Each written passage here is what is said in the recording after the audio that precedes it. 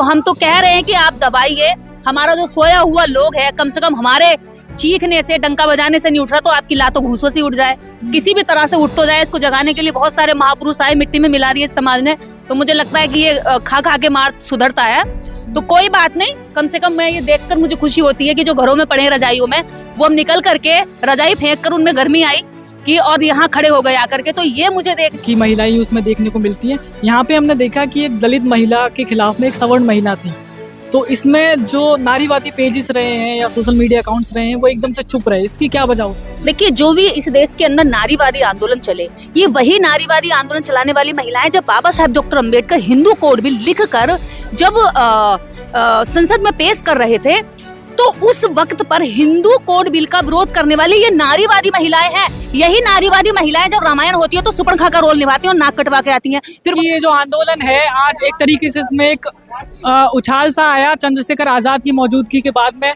हमारे साथ में निर्देश दीदी जी यहाँ पर इस आंदोलन में आई हैं समर्थन देने के लिए डॉक्टर रितु सिंह को। तो हम इनसे भी बात करेंगे कि इन्होंने यहाँ पर क्या महसूस किया कि क्या न्याय मिल जाएगा।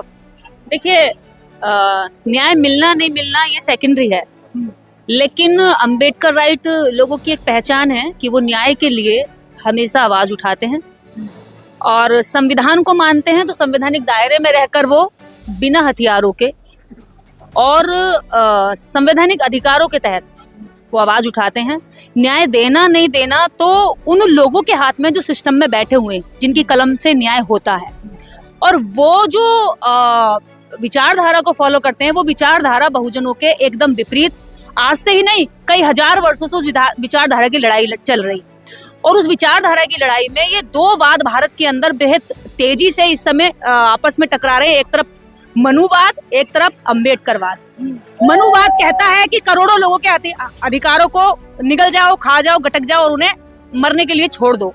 दिल्ली यूनिवर्सिटी की दीवारों पे संघ के नारे रहते हैं। आज जो है दिल्ली यूनिवर्सिटी नीली हो गई, तो क्या लगता है कि न्याय के साथ साथ जो दिल्ली यूनिवर्सिटी में आगे जो नीला आंदोलन है वो बढ़ेगा? जहां जहां भी अत्याचार होगा, जहां जहां दमन होगा, वहां वहां अम्बेडकरवाद उठकर आएगा। और कहते हैं ना कि न्यूटन का एक फॉर्मूला है, जिस चीज को जितने बल से नीचे दबाएंगे वो इतना ही प्रेशर से ऊपर उठेगा। तो जितना ज्यादा जिस यूनिवर्सिटी में या जिस भी जगह पर अपराध किया जाएगा, वहां वहां अम्बेडकर राइट मूवमेंट का जन्म होगा, वहां अम्बेडकर राइट मजबूत होगा। और आज दौलत राम यूनिवर्सिटी के आगे, इस कॉलेज के आगे इस बात का सबूत है, अगर एक अम्बेडकर राइट प्रोफेसर को नहीं प्रताड़ित किया जाता तो आज यहाँ हजारों की संख्या में लोग इकट्ठा नहीं होते। तो हम तो कह रहे हैं कि आप दबाइए, हमारा जो सोया हुआ लोग है कम से कम हमारे चीखने से, डंका बजाने से नहीं उठ रहा तो आपकी लातों घूसों से उठ जाए, किसी भी तरह से उठ तो जाए। इसको जगाने के लिए बहुत सारे महापुरुष आए, मिट्टी में मिला दिए समाज ने। तो मुझे लगता है कि ये खा खा के मार सुधरता है। तो कोई बात नहीं, कम से कम मैं ये देखकर मुझे खुशी होती है कि जो घरों में पड़े रजाइयों में, वो अब निकल करके रजाई फेंक कर उनमें गर्मी आई कि और यहाँ खड़े हो गए आकर के। तो ये मुझे देखने में लोग अभी भी, वो तो देखिए सोने का नाटक करने वाले लोग हैं, वो जग जाता है जो सोया हुआ है, लेकिन जो सोने का नाटक कर रहा है वो नहीं जगता है, वो बड़ा मुश्किल होता है, वो डबल रोल अदा करता है। तो वो तो हमेशा से रहेंगे, बाबा साहब के टाइम भी थे और अब भी है। तो ये थी हमारे साथ में निर्देश दीदी, हमारे साथ में मैम आप भी? हाँ, मैं शर्मिला जौहरी चंडीगढ़ से आई हूँ, मैं भी एक्टिविस्ट हूँ। इतनी दूर से आप आई हैं, क्या वजह? मेरी छोटी बहन सबसे बड़ा काम कर रही है आज शिक्षा बचाने का, और आज शिक्षा की वजह से ही हम जागृत हुए हैं। आज हमारा युवा जागा है, हमारे महापुरुषों की देन को आज हमारा युवा बचा रहा है। और सबसे बड़ी खुशी हुई है देख के कि आज लाखों की संख्या में देश के कोने कोने से युवा निकल के आ गया, क्योंकि उनको समझ में आ गया कि पहले शिक्षा बचानी ज़रूरी है। और आज जब इन्होंने शिक्षा की डिमांड की है, हमारे युवाओं ने, हमारे प्रोफेसर्स ने, तो हमारा आने वाला कल बहुत ज़रूर सुनहरा होगा। ये देख के मुझे बड़ी खुशी हो रही है कि भविष्य हमारा सुनहरा है। अब नहीं हमारे बच्चे सो सकते, अब हम लोग नहीं सो सकते। और आज जो ये भीड़ आई है, ये वाकई में कमाल की भीड़ है, बहुत अच्छा लग रहा है। ये अंदर घुसने देते हैं नहीं। कुल मिला के जो भीड़ है इसका कुछ उद्देश्य निकलेगा? इसका जरूर निकलेगा, इम्पैक्ट इसका बहुत अच्छा पड़ेगा। आप लोगों को याद होगा कि 2018 में भी 2 अप्रैल 2018 इसी तरह से हुआ था और सरकार घुटनों पे आई थी। आएगी, हमारे हक अधिकार हमें मिलेंगे। हमारे प्रोफेसर्स, ये इनको नौकरी मिले या ना मिले, लेकिन ये हमारे कल के बहुत ही बेहतरीन नेता है। बहुत ही बेहतरीन हमारे पास एक क्वालिटी भर के आ रही है। आप सबको खुशी होनी चाहिए कि ये बहुत बढ़िया आंदोलन चला, आप सब लोगों ने कवर कर रहे हो, आप मीडिया का भी बहुत बड़ा सपोर्ट है, बहुत बड़ा सपोर्ट है। लेकिन बहुत कहते हैं शिक्षा के लिए लड़ाई नहीं लड़ता है देश का बहुजन या देश की जनता। कहते हैं जनता को मंदिर चाहिए या जनता को धर्म चाहिए, लेकिन आपको ये देखकर लग रहा है कि इसमें से एक भी भीड़ का एक भी व्यक्ति मंदिर वाला है? एक भी आपको लग रहा है कि जो यहाँ पर मंदिर के लिए या फिर किसी देवता के लिए आया हुआ है? क्योंकि उसे पता है कि उसका जो जीवन का कल्याण कर सकता है, उसके जीवन में उन्नति ला सकता है, चमक ला सकता है, शाइन कर सकता है, उसके फ्यूचर को ब्राइट कर सकता है, वो एजुकेशन है। तो वो इसलिए मंदिर पर नहीं गए हैं, वो यूनिवर्सिटी पर आए हैं और वो यहाँ पर नारे शिक्षा के लगा रहे हैं, किसी काल्पनिक पात्र के नहीं लगा रहे हैं। उन्हें पता है शिक्षा एक्चुअल है, शिक्षा है जिसके दम पर हमारे जीवन में एक अम्बेडकर पढ़ा था तो लाखों करोड़ों अछूत और शूद्रों के जीवन में और इस देश के 50% महिलाओं के जीवन में ऐसा परिवर्तन आया कि पूरे देश की काया पलट के रख दी।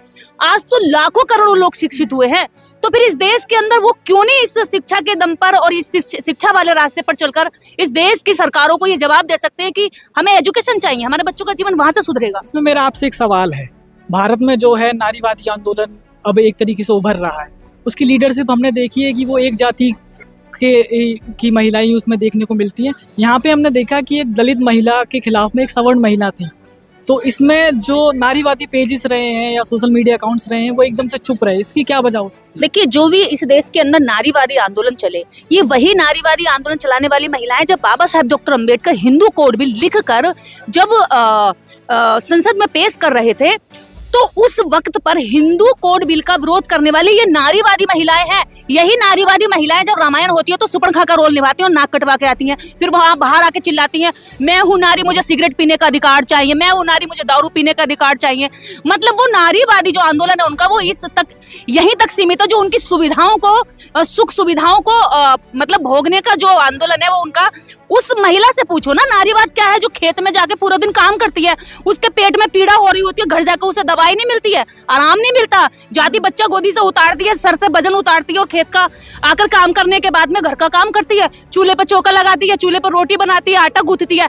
ये वो महिलाएं हैं जिनके आगे नौकर, पीछे नौकर, अगल बगल में नौकरानियां और पापा की परियां हैं, ये जो नारीवादी आंदोलन चलाती है। नारीवादी आंदोलन इन महिलाओं का ना, ये देखिए ये लड़की, ये है असली नारीवाद, दलित नारीवादी। ये कहाँ गई सारी नारीवादी औरतें जो सर्दी में, गर्मी में, बारिश में हम सब महिलाएं यहाँ पर इस प्रोटेस्ट में शामिल हैं, तो वो नारीवादी महिलाएं कहाँ हैं? तो वो नारीवादी महिलाएं नहीं है, वो मनुवादी सोच की स्पेशल प्रिविलेज लेने वाली और स्पेशल सुविधाओं को अपने कब्जे में जकड़ने वाली महिलाएं हैं।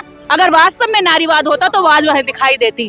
क्यों नहीं दिखती उनको ये पीड़ा कि इस सड़क पर, इस स्ट्रीट पर जब तुम अपने कुत्तों को साइड के बाद पीड़ा दिखती नहीं, वो कुत्तों को पट्टी कराने घुमाने आ सकती है इस सड़क पर, लेकिन उसी सड़क पर जब इस देश की बेटी पीड़ित होकर बैठती है तो तुम उससे उसी तरह घिन करती हो जैसे तुम अपने डॉगी को घुमाने आती हो। तुम्हारे लिए वो सड़क केवल इसलिए है कि तुम अपने डॉगी को पोटी कराती हो, लेकिन उन महिलाओं की पीड़ा देखो ना कि वो उस जगह पर बैठ के आंदोलन करती है जहाँ पे तुम गंदगी छोड़ कर आती हो। तो असली पीड़ा किसकी हुई? इनकी हुई ना। तो ये नारीवाद असली है, वो नारीवाद नहीं है। वो तो नारीवाद वाइन पीने का है, सिगरेट पीने का है, बाहर विदेश में जाकर मस्ती करने का, स्विमिंग पूल में बिकनी पहनकर नहाने धोने का है। तो भैया वो अपना नारीवाद चलाएं। ये वही नारीवादी औरतें हैं जिन्होंने अंबेडकर के खिलाफ जाकर के हिंदू कोड बिल की प्रतियां जलाई, बाबा साहब के खिलाफ आंदोलन किया और बाबा साहब इन औरतों के लिए लड़ते रहे। हुआ क्या, वो चतुर लड़कियां थी, चतुर नारियां थी, आगे थी, अगड़ी थी और आगे जाकर उन्होंने लपक लिया। ये बेचारी फिर पीछे रह गई। ये तो दीवार के, मोटी दीवार के पीछे रहने वाला समाज है। अब संसद में भी चली जाएंगी तो ये वो चमकीली गाड़ियों में चमकीले चेहरे वाली और चमकीली सैंडल वाली महिलाएं चमकीली बातें करेंगी जिनसे हमारी महिलाओं को कोई लेना देना नहीं है। वो तो पीड़ा में है, उनके तो कपड़ों पे भी मिट्टी होती है, उनके तो पैरों में भी चप्पल जब होती है तो वो दूसरी चप्पल भी तब खरीदते हैं जब उसे कई बार सिलवा लेते हैं। और ये महिलाएं जिनके अलमारियां अलग होती है जूतों की। तो मेरे समाज की महिलाएं, इस देश की असली जो नारी है, उसका नारीवादी आंदोलन अभी चला नहीं है। तो ये थी हमारे साथ में निर्देश दीदी। आगे के लिए बने रहिए दी आउटकास्ट इंडिया पे। मैं हूँ हितेश। जय भीम।